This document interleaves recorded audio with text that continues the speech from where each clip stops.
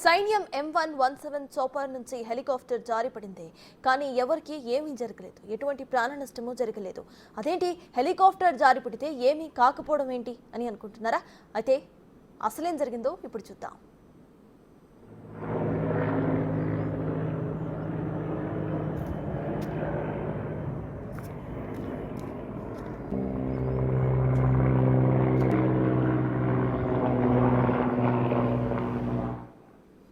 ఇటీవల కేదార్నాథ్లో helicopter crash అయింది. దీంతో హెలికాప్టర్ను అక్కడి నుంచి తరలించేందుకు అధికారులు చర్యలు చేపట్టారు. కానీ వారి ప్రయత్నాలు మాత్రం ఫలించలేదు.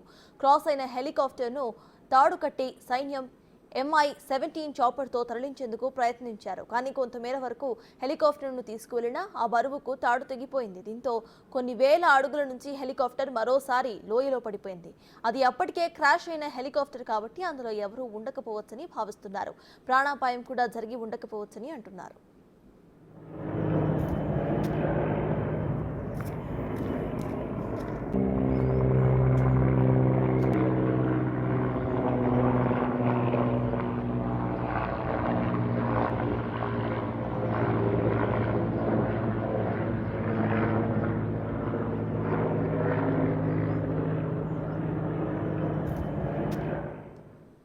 భారీ వర్షాల కారణంగా కేదార్నాథ్ యాత్రను ఆగస్టులో నిలిపివేశారు. దీంతో యాత్రికులు విమాన మార్గంలో కేదార్నాథ్కు వెళ్లి దర్శించుకుంటున్నారు.